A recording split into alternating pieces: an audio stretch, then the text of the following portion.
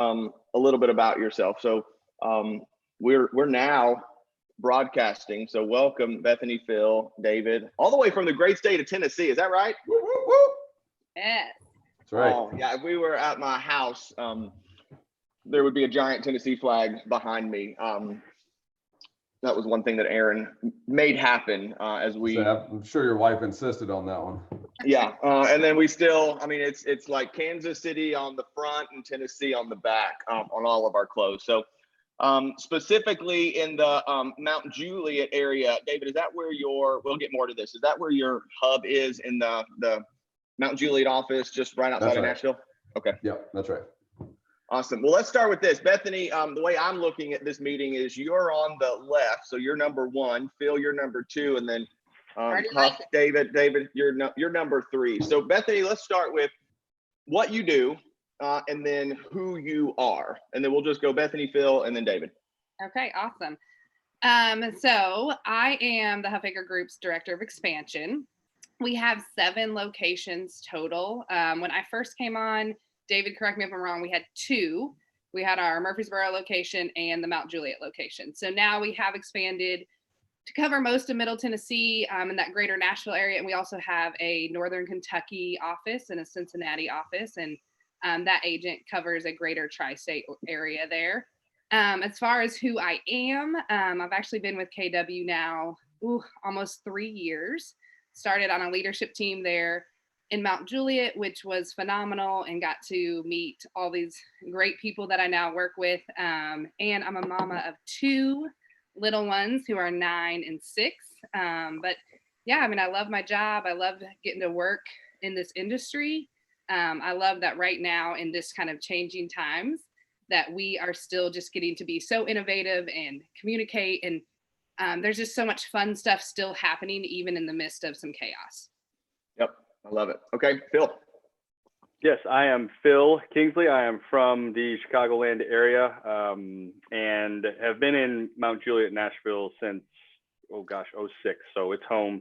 I have a wife and 2 children, and I was David's first buyer's agent back in the day when I knew absolutely nothing about real estate, and he gracefully took me under his wing. And I've had the opportunity to move into a lead buyer's agent role. And then took some time to have some part in growing the team large enough to where I could be out of production and be basically like the full-time coach for our agents on our team. And that's my primary role there's some other things that I do, but I say that's my primary role. Was that, I'm thinking back to when, David, you made the transition over to KW, goodness, 10 years ago? Was it 6 years ago? 6 years ago. February was my 6-year anniversary. Me too. Phil, did you, I mean, was that I remember the day like it was yesterday, and I don't remember the day at all. Did you and David come over at the same time? Was it the next week? What was that? I think we were holding hands actually when we did it. We were skipping through a field of poppies is really the way it was. And we have it. No, so we actually were together at a different brokerage prior to joining KW, okay. But we did join together. Got it. Okay. All right. Perfect. Well, glad that you guys made that transition. All right, David, what do you do and who are you? Yeah, so my name is David Huffaker. I am the owner of the Huffaker Group and also the OP of 2 fabulous market centers. I essentially oversee these cats running the Huffaker Group.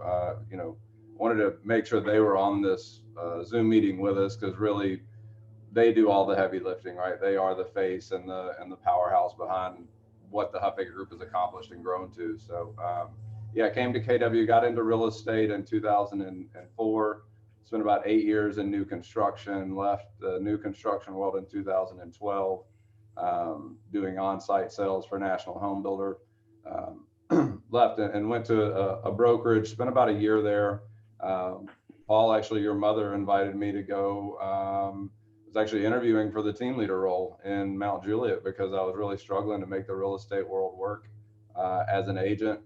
And through conversations with her, she invited me to go to Mega Camp. We we decided that selling real estate was still a passion of mine. And so I had a chance to go hear Gary Keller, and I swore he stole all my ideas. I knew that he and I knew KW was the place I had to be after getting a chance to hear him speak. And so I came back. Actually, Phil was managing a gym where my little ones were. And so I was like, he seems fun. Like, let's start a business. And I think we made that decision in about 10 minutes over 2 beers. Is that about right, Phil? That's a long 10 minutes. That's a long time. I mean, yeah. You should see how long it takes us to hire someone now. Yeah. David had no other options. No, so I mean, we just said, hey, this team thing seems to make sense. Let's give it a shot. The brokerage we were at wasn't really set up to support that. And so we learned about KW and just, again, made the transition over. Since then, I think my first year as an individual agent in real estate, I did about 7 million. But at the time, I was a quasi buyer's agent for the broker I was working for. I didn't realize that at the time. So it was 7 million was a lot, but the income wasn't quite what I was used to. And so we went from 7 million to, I think it was 19 to 38 to 65 to 94 to 100 and 105. And last year we did about 118 million for almost 400 units, about 385 units total last year. And again, I got to give all the kudos to Phil and Bethany. They blessed me. My coach pushed me to get out of production 2 years after creating the team. So I've been out of production since 2000 and late 2016. And so, yeah, I think it's really cool. Phil pushed me, Phil kind of came to me at some point and said, what does it look like for me to come out of production? What does it look like for me to lead the team? And so we've kind of been under that guise almost since we started. That was kind of the method we were going to grow. And then we realized in order to do it, we needed multiple locations in order for it to make sense for everyone. So that's where Bethany showed up to help us grow. So also the father of 3 boys, got a great family here in Lebanon, Tennessee. They're growing. My beautiful wife that organizes all of us and keeps us all on track and herds us in the right direction. So thanks for having us, man. She has 4 kids, David. Right. Yeah. Mental note. Bring her on Zoom, right? Hey, yeah. David, take me back to the conversation, either that you had with Gary or that you envisioned yourself having with Gary, and why KW? So what was it that he said or that inspired you to say, okay, this is it? It's a no-brainer.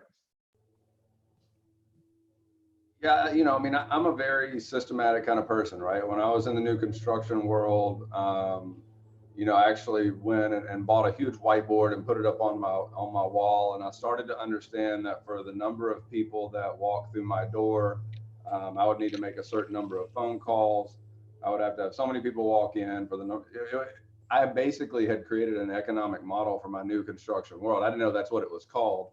But that method worked really well for me, right? To be systematic and follow a numbers driven pattern, which to me is all business really is, right? It's a math formula. And once you figure out what the variables are in the math formula, then you just create some systems and models to ensure that those variables get met. So as I heard Gary talking about the economic model and about, the lead gen model, and I saw these people up on stage and I thought like, well, I can do that, right? Like I can solve that math formula and kind of hash it out. And I'll give a ton of credit to just right place, right time. Got into general real estate in 2012, which was right before the real upswing. Made some few key relationships that got me into some bigger business bases early on, which then gave us the freedom to grow and expand. But, I think it comes back to when Gary always does such a great job of making things seem simple, right? I know he says great leaders simplify. Managers tend to complicate, but great leaders simplify. And sometimes when he talks or when he says stuff to me, it's like the V8 commercial where you go like, duh, right? Like it makes so much sense. I don't know why it makes so much more sense coming out of his mouth, but it does when he talks. I've seen different aspects of your business kind of growing up in the ranks. I remember when Team Teller was beating Huffaker Group for about a minute and a half, and I remember that. Thought, yeah, right. You're never going to catch me, kid. And then I blinked and didn't see you anymore. I know you live in all four models, so I don't even know if this is a fair question. And yet I'm going to ask it. Is there a model when you look at the economic, the lead gen, the organizational models, and the budget model? Is there one that you spend more time in, or working, or using? And if so, which one and why? Yeah, no, that is a great question. I'll say, if you look at it, and I don't think we intended to do it this way, but when you look at the leadership team, right, the few people we don't have on here, Tabitha, Lauren, like when you look at our leadership team, essentially Phil is the economic model, right? Phil's job is to investigate how many contacts you're making, how many calls you're making, and not necessarily like how many are you making, but what is your goal in order to achieve, what is your big why? And in order for you to achieve your goal, let's agree on some activities that are going to drive that result, right? And so Phil lives in the economic model world. His coaching calls are based around them. How do we do this week? What do we need to focus on? What do we need to change? Bethany's job on the flip side is the org chart, right? I mean, her job is to look at what talent are we bringing in? What buyers agents do we need at the hub? What expansion partners do we need out there? What expansion partners need buyers agents? I mean, her entire world is really built around the organizational model. Tabitha, who is our senior lead expert, her job really revolves around the lead gen models, right? So she's investigating like, for your open houses, how many people came through? For how many first sale owners and expireds are you calling? What does our farming playbooks look like? What does our database playbook look like? And really ensuring all that happens. And then my job kind of falls into the budget model, right? So I'm the one watching the P&Ls, managing expenses, making sure that our cost of sale isn't too high. And so we never really intended for it to be that way. And I looked up about a year ago and I kind of said, like, isn't it interesting that our leadership roles essentially fall into one of the core models? Now, I think that you aren't going to get anywhere without the org chart model. It's the last one most of us as team owners or as independent contractors or entrepreneurs, it's typically the last one we tend to look at, and yet it's the most relevant. I think once you get over the initial hump, once you get that 2 or 3 or 4 years into building your business, you realize that that's the one that will never go away, right? That's the one that is constantly evolving. If you want to grow, it's got to grow. It's a talent conversation, right? You can figure out how to generate the leads. You can figure out what your conversion rates are. You can figure out how to do it in a budget-friendly manner. And in order to scale, right, is that org chart that really matters, because it's not just adding people, but then it's, adding talent, retaining talent, coaching talent, building a world big enough where talent won't leave you. To me, that's the fun part of the business. That's where we've been able to grow to, and it's exciting to play in that sandbox. And the great thing I love about expansion is that sandbox never gets too small, right? As soon as we feel like we've got parts figured out, we can go and expand the sandbox. And then we do, and we break stuff, and we realize that there's new things that need to be fixed. So I don't know that one is any better than the other, as much as like you got to have all four, right? Sure. I know most of the time we start, if I get a brand new coaching client or I'm coaching someone, we're going to pretty much start at the economic model because we have to know what the path is to get there. But then from there, it's like, okay, well, now we know how many leads you need. Where do the leads come from? All right, let's talk about the lead gen model. Well, based off the budget model, how much money do you have to help? You see what I'm saying? Yep. It is an interesting observation. And as you were talking about the different key leaders having a focus in their organization as it relates to one of the models, it's a great thought, and it is interesting. I'm going to come back to you, David, and I'm going to ask you from an ownership world, what you're thinking about, maybe even what's keeping you up at night, and then also you being in Gary's top 100. I'm going to come back. I'm going to come to you, Phil, and ask you here in just a second on these coaching calls in the climate that we're in. What are these coaching calls looking like, and how are they helping your people? And I think they could help other people. So I'm going to come to you with that question, and then David, come back to you after we hit with Bethany on what's Gary saying to his people, right, to you, and what are you thinking from a team owner, expansion owner, market center owner, et cetera, et cetera. So Phil, these coaching calls that you're having with your agents, to connect some dots, the perspective that you all are coming from in Nashville is what I'm calling almost kind of like a double whammy, like a disaster shift, and then now this coronavirus shift. So how long have you guys been operating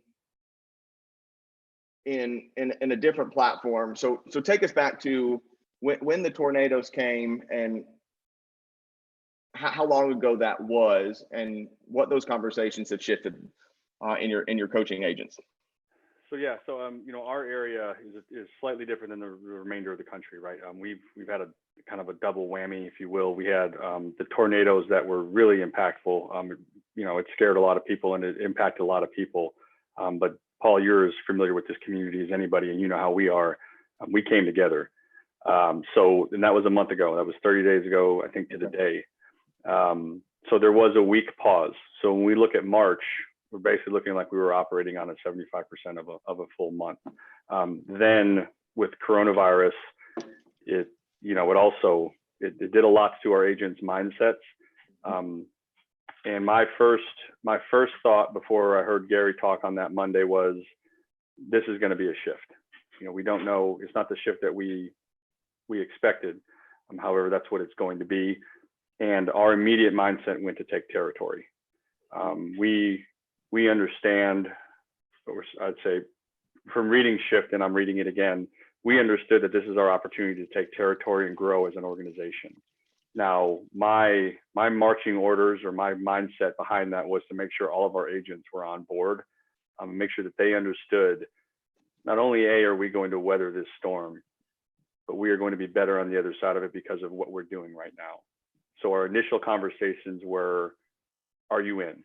Are you bought into doing whatever it takes to be here? Because for me, my goal as for the Huffaker family, in which I mean our team, is that any agent who was with us on the onset of whatever this is will be with us when we're done with it, when the dust settles.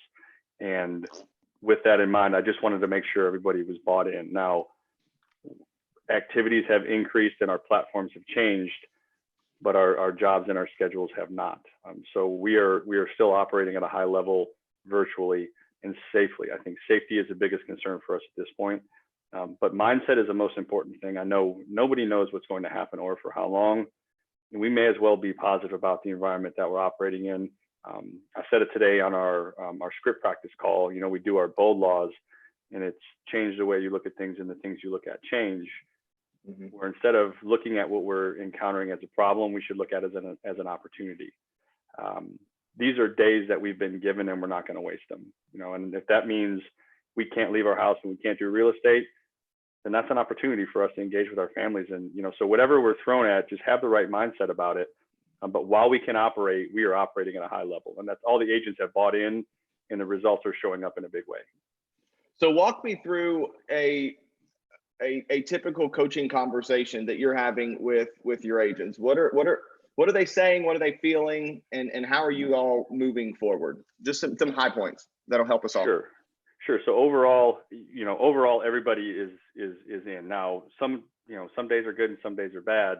But essentially every agent's goal every week is the standard, the non-negotiables are 100 contacts and 5 appointments set. So it's not one or the other, it's both. And it may be a little trickier at this point to have some of those conversations, but we're really intentional with our scripts to make sure people understand that, first of all, we want to know what the motivation is behind any client who's looking to buy or sell. We want to make sure they understand that this is going to go away and we are going to go back to business as usual, especially here in our area. Number 2 job market, number 2 real estate market. We've got a lot going for us. It's selling season, so seasonality is good. It's in our favor. So those are all the things that we're kind of working through in scripts, that you don't have to be buying a home with us right now to meet with us. So really our focus right now is to service the people who need to buy a home now in our environment, and to make sure that we're bringing the people who may not be able to do it right now, but still have the motivation to do it. We're bringing those people behind our wall, and we're going to nurture them from now till when the dust settles. So the conversations that we have with our agents are, how did we do? How many contacts did you make? How many appointments did you set? What sources did you set them? And we have a plan of contacts per source that they should hit. And every agent's different. We give them a menu kind of a la carte. And if you need to hit 100 contacts, where are you going to source them out at? And then where will your appointments come from? What are some of those? What are some of those sources? Like, what are some of the things that are on this menu? Yeah, so for sale by owners expireds, database sphere, internet leads, database referrals, circle prospecting, door knocking has gone away, rightfully so. Right. I don't think anybody would appreciate some random person coming to your door right now. Right. No, nowhere they would. And Bethany, am I missing any? I know there's some other ones, and it's really more of like an agent's choice. If there's other areas, social media is another area that we're focusing on, especially right now. So the agents get to pick the areas they're passionate about or more successful at, and then we just divvy up the 100 contacts among those sources. Okay. What and Bethany, you can chime in too. And Phil, I'll ask you walk us through a day in the life of an agent that's in the Huffaker family. Do you want to take it, Bethany? Okay. Yeah, sure. So, I think one of the things that has made us very successful is the fact that we're partnering with full-time real estate professionals, right, that have a desire to build a big business. And for us, that meant creating this perfect schedule and structure. So even now, when we kind of went into this, we're still business as usual, right? It may look different in how we accomplish it. You're going to be doing it from home. A lot of things virtual, obviously. But every day we're starting with script practice first thing in the morning, a 30-minute script practice. And then they really lead gen for the next 3 hours. And it's going to be 2 hours of lead gen and an hour of follow-up. And then their afternoons are set aside for virtual appointments now. They're still holding open houses on the weekends. They're just doing them virtually now. So it's still the exact same schedule. They're just changing how we accomplish it. How are you all script practicing right now? Through Zoom. And we keep that, to be fair, we keep a Zoom link all the time. So it wasn't a huge pivot for us because we do have other locations. So knowing that we didn't have everyone in the office all the time, we've always had Zoom links set up for our script practice and lead gen times. And our agents actually stay on the same Zoom link to continue through their lead generation activities. They're just muted. That way we still feel like we're very much in the same room. Still keeping that energy. And that's always been a piece of how we did business in an effort to make those expansion locations feel very connected to our hub. So let's say I'm in the family and I don't show up for script practice on Monday. What happens?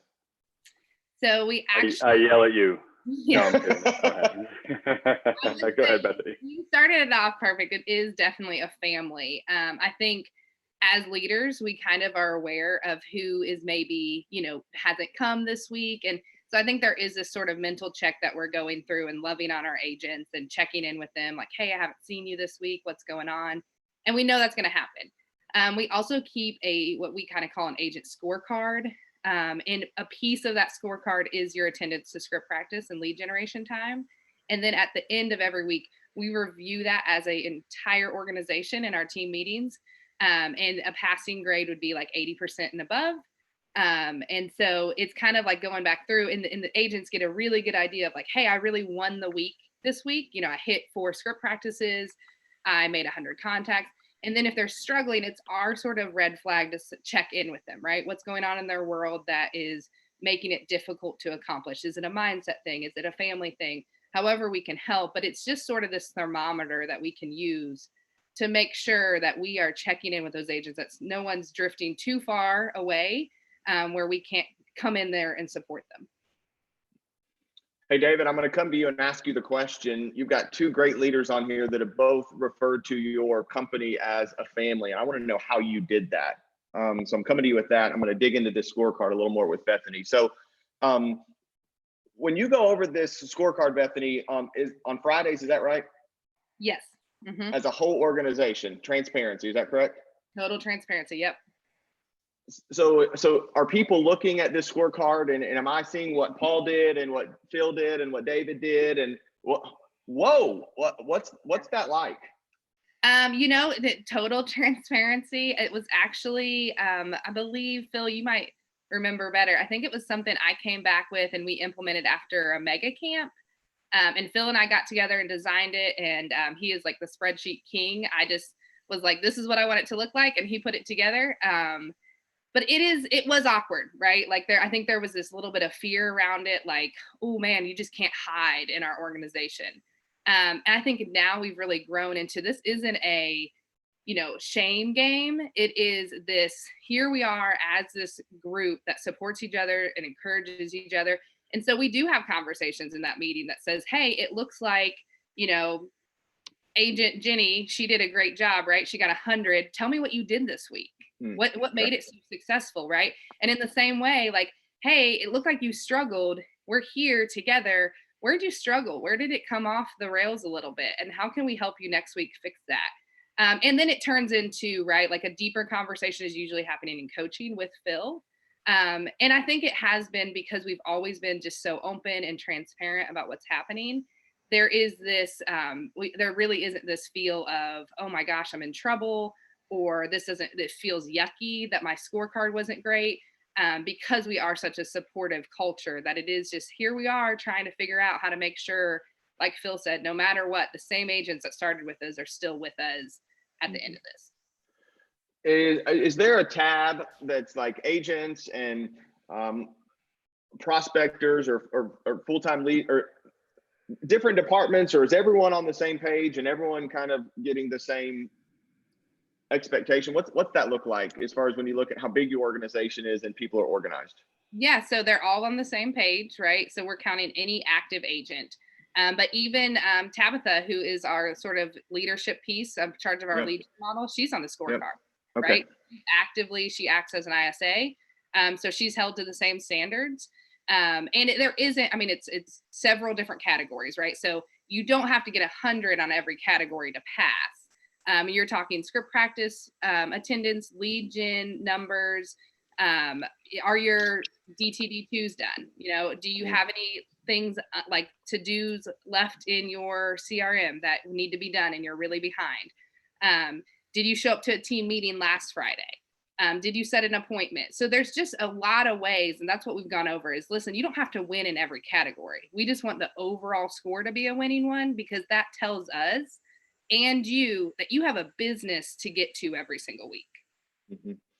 We're streaming on Zoom, on YouTube, and on Facebook and other channels. So Bethany, my last question is, there's people watching now and that will be watching that are having the same aha that you did at Mega Camp. So this is their Mega Camp moment. What's the first thing? So they want to implement this into their business. What's the first thing that they can do today, or as soon as they get done watching this, to move the ball forward to get a first down on a project or system like this? Yeah, I love that. I think my aha after walking away was, find the things that moved our business forward, right? Where were our agents really being successful? Did it matter, right? Was script practice important? For us, absolutely. And I would say for every agent it is. So is that happening 4 times a week, 5 times a week? And then Phil and I really sat down and we said, if we scored them on this, does it matter if they're successful? Is this moving the needle? So find those things in your business that absolutely, if, for us, it was to-dos in Boomtown, right? Is making sure that you're doing all your to-dos in command important to your business? Does that make sure you communicate with your clients in an effort to make sure you're nurturing them at the highest level? Yes, that should be as part of your scorecard. So find those things that are absolutely, and I know everyone's businesses at its core can be a little bit different. Sure. And then create a score, like how many times would you need to accomplish that? So it's really living in the 20%, right? We're not doing anything magically different. It's just now we've put some numbers and a spreadsheet to it. And it doesn't have to be difficult. It wasn't a complicated process. It was sitting down and saying, what's our agent's 20%? Great. How many times a week do they need to do that in an effort to make sure that every week that they're moving the needle forward in some way? And if they're not, it's our sort of, hey, aha moment. We need to check in with this person and make sure, what can we be doing to support them? Brilliant. Thanks.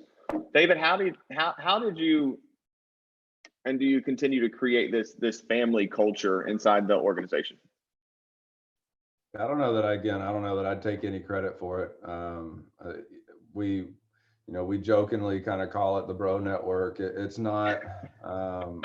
Bethany, are you in the bro network? I was ready to say, I think I actually Yeah. started saying that. I was like, I don't know how I ended up here, but here we are in this bro club at times. That's Yeah, awesome. I mean, I mean, we all like each other, right? I mean, everything starts from when you join the team. I think it's care and candor at its core, right? I mean, we're very candid when you join this organization about what's expected, about what we're going to ask of you. We're very clear that you don't join our organization for leads. You're here for coaching, systems, models, and accountability. That is why you're there. Now, leads end up becoming a byproduct of it, but we actually do a 2-week boot camp. You know, I kind of like it to pledging a fraternity. You pretty much have to come in and do everything that's hard and prove that you really want to do what has to be done, because iron sharpens iron. We have a great group of top performers. And if you want to play with these players, right, you got to be willing to show us that you're willing to do what it takes to play at that level, so that we don't want to bring down the overall, you know, integrity of the team. With that also becomes the care piece of it. We're also very clear that what you bring to the team, you get to keep. We don't take your database. We're not here to manipulate you. That if you decide that you want to move on, our job is to create an exit strategy for you to go out and build your own business. We want people to come here and be business learners, right? Educations or understanding. We learn as they learn, right? We're all kind of failing forward with it together. And so I think when we're able to have that conversation with people, you find out real early in the conversation, if the conversation keeps going back to splits, it's probably not the right fit for us, right? If the conversation is around, I want to grow as a business person by being engaged with other top business people, then it really becomes a great environment, because we're all just trying to sharpen each other's swords, right? We all look up and admit, like, we don't know the answers. We've done a few things right, and we don't even know if those are right half the time, right? It's just it's a learning forward. And then you sprinkle that in with the culture piece of, you know, the camaraderies and the joking around, and our Slack page is a lot of fun to be on and interact with, and really just coming at it from, once you're one of us, right, you're family, and we're going to make sure that we, I mean, it's funny, you'll see somebody post they got a flat tire, and then there's 15 people all of a sudden jumping up to, where are you? How do we come get you? What do you need? And it just I think like any good team, I look at it a lot like a sports team, like even coming back to the transparency and the accountability. I mean, if you're on a football team or a basketball team, if your partners are practicing, right? If the other people on the team are showing up and making their shots. So why is it any different that we wouldn't expect that you're being held accountable to script practice, to doing your lead generation hours, right? We succeed as a team, we thrive as a team, our reputation, our image gets better as a team. So when we're growing it as a team, we're all out there on the field together. It's important that, one, we're accountable when we're on the field, and then when we're off the field, it is a ton of fun, right? I mean, we love to cut up and laugh and go out together as a group. And it's just, I'll say, I'm very business driven, right? I'm much more of the numbers, the systems. I always say I'm the business fills the party, right? We make a great combination, because and not to take anything away from Phil's business acumen, he's phenomenal at it, but you know what I'm saying, right? Yeah. What I think you answered it, and for rewind's sake and clarity's sake, how do you protect now? So you've established the culture, and now how do you protect that culture? Yeah, I think one of the concerns, if I'm right, the success leaves clues, right? So as I'm studying those that have been in businesses like ours that are ahead of us, one of the challenges for top teams and expansion teams right now becomes the retention piece, right? It becomes the conversation of, am I getting enough as agents start to grow? What do we offer them that makes them want to stay a part of our world? And I'll be honest, I think one of our secret sauces has been that we're okay with people not staying, right? We've actually designed the company. Phil and I had a conversation maybe a year ago. I'm like, maybe if people are here longer than 3 years, should we ask them to leave, right? Like, what's wrong with them? Why aren't they leaving? They should be wanting to go out and do it, because that's what we expected was going to happen. Again, I think that it just being okay for that to happen. I don't know. I see a lot of like teams in Gary's group and stuff really struggling with. I think that's why you see a lot of teams going to a 360 agent model. They're trying to find a way to add value to the agents, and rightfully so, right? I'll also say that I think that that's a short-term solution to a long-term problem. If you don't have the value and the resources and what you're bringing, then it becomes a challenge to really uphold that over time.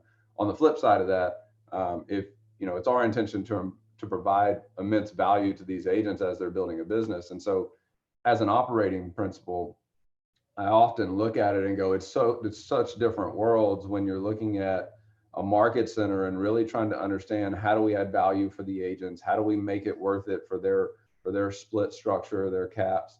And the OP or the market center world, it's a really low cost to be associated with Keller Williams, and we provide immense value like technology and coaching and things like that. And yet we still see agents leave because they don't have that structure, they don't have that accountability that we offer for independent contractors. On the flip side of it, you look at a team environment and you go, okay, well, why do agents stay, right? Why don't they leave? And you really look at it and go, essentially on the surface, we are taking everything that an agent hates to do off their plate, right? We're helping them with scripts. We're helping them get better on the phones. We're helping them lead generate at a higher level. We're helping them do their marketing. We're helping them do contract to close. And the parts that they don't love, right? The lead generation part, systematically and daily, we've found some ways to put structure around that to help hold them accountable to it. So I believe in that. We are going to see agents leave, right? I mean, we have agents come in, sometimes it's just not the right fit, or they don't hit the standards that we expect, and they move on. And I do believe it comes back to really on the front end, how you set that up, right? The conversations that we're having month one and having clear 30, 60, 90s and performance improvement plans, everybody just wants to know, what's my next step, and what's my expectation, what's expected of me.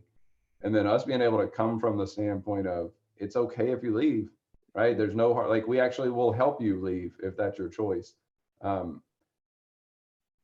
I think in protecting that now, it comes back to Gary says, like, you've got to grow a world large enough that no one ever wants to leave you, right? And that's where I've said, I mean, Dana and Bethany and Phil would not still be with me if I were doing 15 million a year, right? There's just not enough opportunity there. Right. And so where I look at it and go, we didn't necessarily need to grow to 7 locations, and I'm sure we'll grow to a lot more, because in order for them to accomplish their goals, I have to allow the company to get as big as it needs to get for them to reach it. Just very similar to what Gary says about KW, right?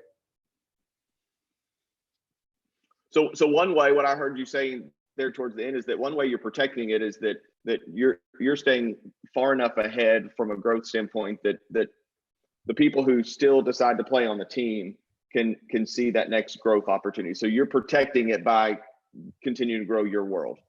Yeah, creating a growth plan. I think it's interesting because in a great market, I believe that people will stay with you because they can make enough money and they feel secure, right? I think as realtors, we have this innate sense to want to be together as a group, right? One of the downsides of being a self-employed independent contractor is that loneliness factor. So when you can, when you can feel a part of something, look, a lot of the agents on our team could leave and go make more money. And we've interviewed them and said, hey, talk to me about this, because it's actually not what we thought, right? I would have thought, like, okay, you want to make the most amount of money, you would leave and go do that. And yet they go like, well, maybe I could go make some more money, but then I would have to deal with all these other things on my own. I wouldn't have a support group. I wouldn't have this family of people, and I wouldn't get to hang out. So then my theory became, okay, well then when the market shifts, when we see a lull in the market, will that hold true? Because income may go down, right? And so we actually saw a shift. I don't know if y'all remember it, back in October and November of 2018. There was about a 60-day pause where we really felt the market kind of stall. And I thought, like, okay, here we go, right? We're going to see what happens. And what ended up happening actually was great talent started calling us. And I found that during a shifting market like this, agents start looking for an umbrella to get under of a team that is, culturally sound, financially sound, and is following best practices in order to thrive during a market. We've been, you asked Phil earlier, like, we've been anticipating this. Gary says, have 5.5 months reserves, right? We operate with great reserves, both in business and in personal, so that during this time, we've been able to look up and go, okay, so how do we go take territory now? How do we weather this? First we got to survive, then we got to thrive. And I think that has been really our focus on, okay, this is an opportunity. We knew this was coming. How do we march forward now? And I got to give kudos to Phil, right? He's my yang to my yin, because, his attitude of pulling the, is that not a thing? It's not a saying. I mean, it's hey, I yin and yang. I'm there. I'm with you. All right. It is now, David. It is now. That's right. Hashtag you're the yin and my yang. That's it. You're the cream of my coffee, Phil. No, his ability to organize that and have that conversation with the agents before any conversation with anybody else. I mean, it was like day one. He just woke up and said, you know what? Like, we don't care what the market's doing. Like, we're going to run our plays. We're going to achieve our results independent of what the market says is going on. We put 55 clients under contract in March, and we were short a week, right? So that was almost a 38% increase year over year. And you look at that and you go, like, in coaching some of our agents this week, they said to me, like, we weren't really sure how to react, but the leadership of this company made us look up and go, it's going to be okay. We've got this. All we got to do is stick to our activities. And I thought, like, that's a direct reflection of Phil and Bethany both kind of leading that charge. So kudos to them. And I would say, and Paul, one more thing about the culture. The agents won't allow the bad apple to stay. Considering how well we all get along and how much we care for each other. We care about whether they're good in business, they're good in family, they're good in health. And the agents will not allow the negativity or bad habits. I mean, they won't let it happen. So they'll filter the people. It's like any other team, like a football team. If you're not performing and your team has a common goal, they'll handle it internally. And our team is the same way as any other team. So our agents will kind of filter those people out who aren't the right fit. Well, and that just don't apologize. He must have just got back from his appointment because we saw him earlier, right? That doesn't happen naturally, though. So how do you do that? How do you create a culture that the agents take a stand for the greatness of the team? How do you do that? I think it comes for us. I wish I had a better answer for you. I believe that it was somewhat natural, right? Because that's mine and Phil's personalities, right? That's what we've realized. Like, Bethany's personality is somewhat of a playful, like, we're focused to get it done, but it's a playful camaraderie that's going on within the team, right? So that did come somewhat naturally for us. And Phil and Bethany, please jump in and share your thoughts on it. Short of team events, I think I give Slack and GroupMe a lot of credit, right? I mean, it really pulls us together no matter what the time of day is.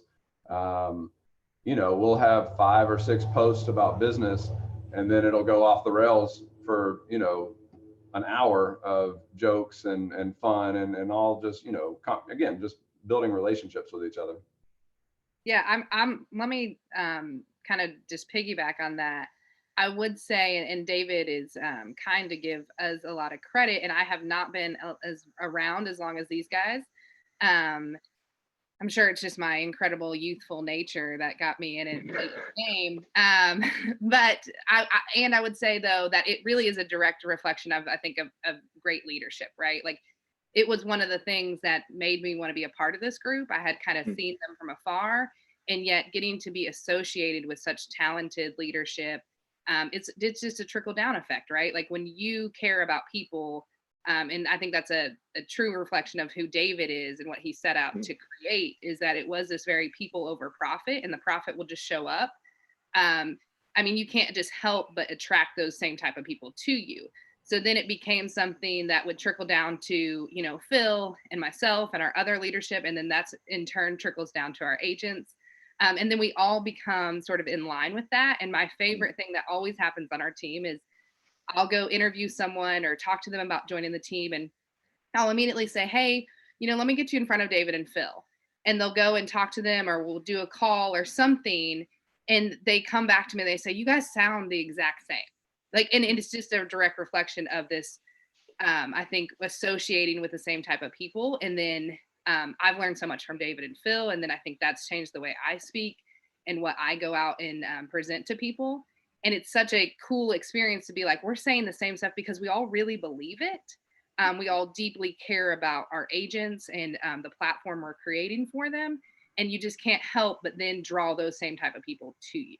So it's really just a kudos to David and what I think who he is and his character, and then what he set out to create. And then I think Phil is, exactly the same way. Like, I mean, I would not want to have this position if I wasn't associated with such fun guys who really are high integrity and are building big businesses. That makes sense. So now what I'm hearing is how you do it, or how it was done, was unity, vision, understanding core values, and not being ashamed of those, or not holding those back. And then, people are going to naturally. If you go back, Gary sums it up the best, right? He always does. You help enough other people get what they want, you're going to get what you want. I think saying that is one thing, operating in it is another. We talk about that sticky factor from a team standpoint or from a market center standpoint, and you can provide great books, right? You can say the right things, but I think what really happens behind the curtain, and when someone's hurting or when someone's in need, your ability to be there and be a part of their life and help, like, that trumps all the other stuff going on, right? And I think that's where, when you get genuine and you get into relationships with people and you have an opportunity to pour into them, and you do it from a standpoint of selflessness, mostly selflessness, right? I mean, there's a part that when they're successful, the team is successful. Sure. But to see them grow and reach their goals, it just means the world, I think, to us, because that means that, one of the things that I love is when I see one of our top buyers agents going out and buying the big shiny truck that he's been dreaming of, or, them being able to put their kids in the schools that they want them in, and going, like, from where they were to where they've got to, like, we were able to provide some type of influence in their life that helped them be a better person and help them move forward. I mean, that's priceless. And the profit shows up as a byproduct of it. Yeah, I mean, that's it, David. You summed it up and answered my question and helped me understand it. That's how you do it. You care about people, and you help them get what they want, and you find out why it's important, and you do everything in your power to help them get that. All right, we're knocking on the 10-minute mark. David, I'd love to hear from you, and then we'll go Phil, and then Bethany, you'll wrap us up.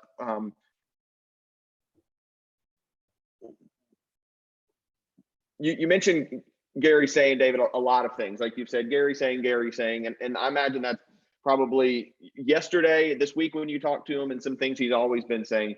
Right now, when you get an opportunity to be either on the phone with Gary or in these rooms and these conversations, what's he saying that you can share with us? Yeah, he and I talk every morning over coffee for a few minutes. Is that right after him, or am I right after you? I don't know. I get mixed up. We talk so much. I haven't spoken with Gary other than just what he's put out there. One of the most beneficial parts is the Gary's group. We all communicate a lot, especially via Facebook, and then outside of Facebook via text. And so the cool part about that group is it's a collaboration of some of the top minds, and really being able to just bounce ideas off. So, we're hearing the same thing everything's hearing, right? Cut expenses, be mindful, go back to shift, understand it, read it, implement. The biggest part's been kind of, cut. We're probably a little different in that. I've had some conversations with my coaches on, how I know it's, cut fast and take out anything that's irrelevant. And while we have taken our budgets and looked at opportunities to do that, I also have told our team, we set aside these reserves for this exact moment. So we're going to do everything we can to keep our people, to make sure that our people are secure and having their jobs, and that we're able to help everyone kind of weather this storm, given what the expectations are. So, we're looking for opportunities to shave on the budget, but the bigger piece of it is, again, we've got to survive in order to thrive. And I think that's our real message to our team is, more from a standpoint. Here's the conversation that we've been having is imagine the 4th of July, right? The 4th of July this year, I think is going to be really, really important because of the things that our country has gone through. I think that it's going to be a fun time, right? I'm assuming by that point, just guessing, no crystal ball, but that the coronavirus has passed, right? That we're able to kind of congregate again, right? And we're having that cookout, and we've got the flag out, and the barbecue's going, and the sprinklers going off, and the kids are splashing in the pool.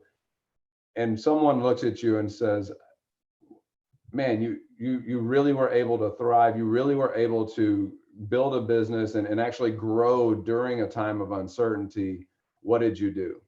Right? And you're going to have one of two choices. You're either going to have a story, just like those of us that made it through 2007, 2008, 2009, right? We all have these war stories of making it through the recession. You're going to have your story around the coronavirus. So the question becomes, you've got two choices. You're either going to have a phenomenal story to tell, or you're going to have some very valid excuses that you can hang on to and everybody's going to be okay with, right? Like some people are going to look up and go, you know, my kids were out of school. I had to work from home. We weren't allowed in people's houses. And we're all going to look at you and go, yep, that's all true, right? And I don't fault you. And those are very valid excuses. The question becomes, when the sprinkler's going off and your barbecue's going on, who do you want to be, right? Who do you want to say, like, here's what I did in order to make it through? And I think that comes back to more than just business. It comes back to, I stayed on a schedule. I watched the foods that I was putting into my body. I limited the alcohol intake that I had. I was out being physically active and doing things to help with my personal being. I stuck to a schedule of activities of like those, that's running a marathon, not running a sprint, right? Doing those activities, I think, are going to be highly important for us. We're all going to be telling some story come the 4th of July. It's our choice right now to figure out what that story is going to be. That's not really coming from Gary, but that's kind of my summation of all the information I've gotten from the groups and the people that I've been able to be around that have poured into me. That's I mean, I appreciate you casting that vision, because as you were describing it, I'm envisioning what my story is, right? And what the story of the people who I'm hanging around with, what's their story. All right. One piece of advice that you can share that agents can go. So Bethany gave us some tactical things earlier in the meeting of find out what's important for you, either now or for your team, and figure out how to measure it. So David, Phil, and then Bethany, what's one piece of advice that someone can do relatively quickly, if not immediately after they watch this meeting or hang up from this meeting, that they can do to either begin to define the story or move the ball forward? One piece of advice. Yeah, for me, it would be call your entire database every week. Right now, there's no reason not to call every single person that you've ever met on planet Earth and to say, hey, how are you? Right? I mean, that script is really easy to call and say, hey, the world's crazy, right? Have you buried your wife in the backyard yet, right? Or your kids all still living? Are you underground currently buried? Right. Like, do I need to send somebody to check on you? And to, what we're calling, we want to check on you. And we know right now that not a lot of people may be thinking about making a move. And yet we also know that people in our society right now, their lives have been impacted in a way where they may have to move. And so what we want to make sure people know is that we've created a complete virtual experience where for those people that have to move, we're here for them, and we're prepared and ready to take that on. And that conversation could happen every week. So calling your database, it doesn't have to be a DTD2 right now. Call your database every week.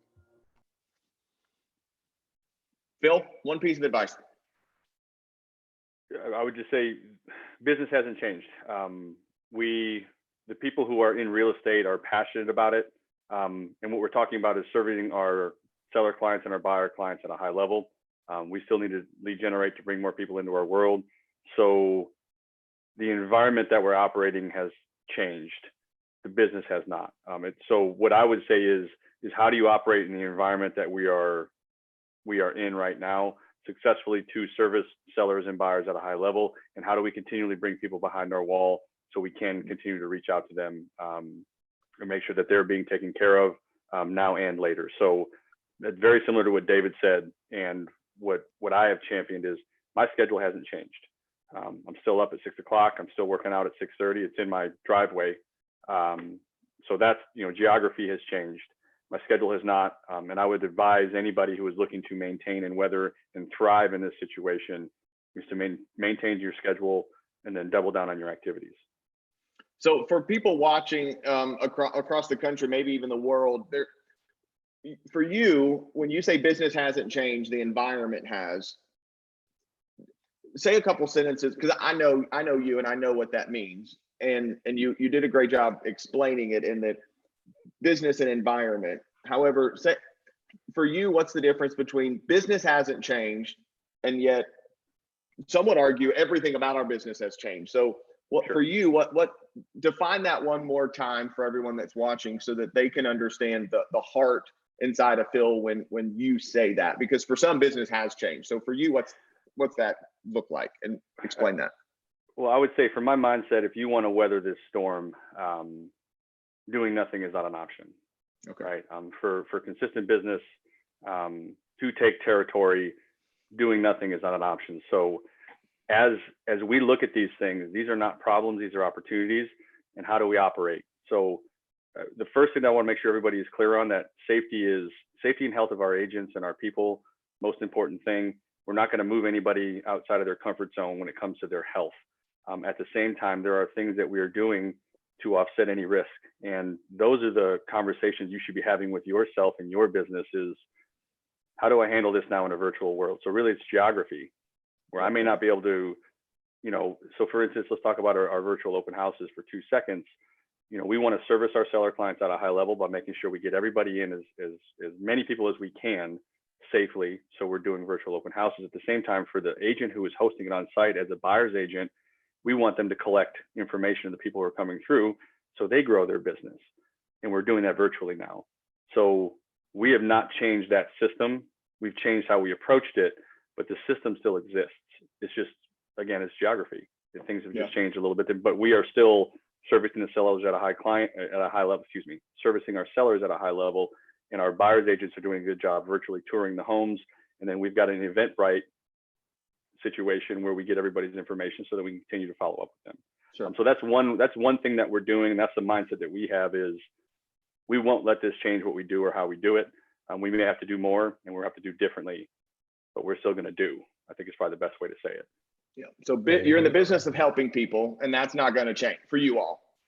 No. The environment, how we do it, has changed and will continue to change. Okay, good. David, did you want to add something? Goals are removable, right? Like the goal hasn't changed because the world has changed. We may have to do things differently. The way we're doing business may change, but that doesn't change the goals, the expectations, and things like that. Yep, got it. Okay, Bethany, one piece of advice. Take us home.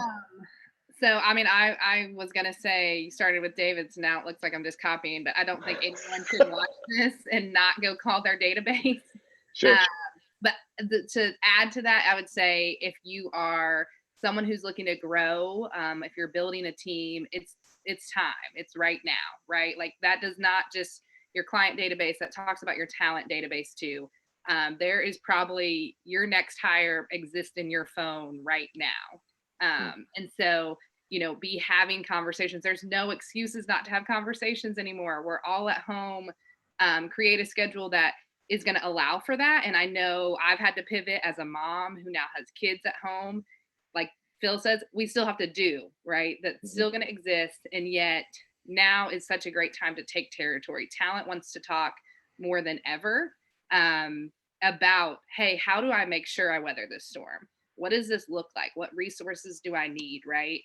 So if you're looking to grow, this shouldn't have been hey, I'm going to pause on growing my team. This should have been like, I get to jump 3 spaces forward now because we're in a new environment. I love it. Heard it straight from Bethany herself. Talent wants to talk. That's the next chapter in the book. I don't know, Gary, watch out. Talent wants to talk. I love it. Hey, thank you all so much, David. I appreciate the hour that you gave of your time. Phil, same thing. Bethany, same thing for you. Kyle, thank you for putting this together.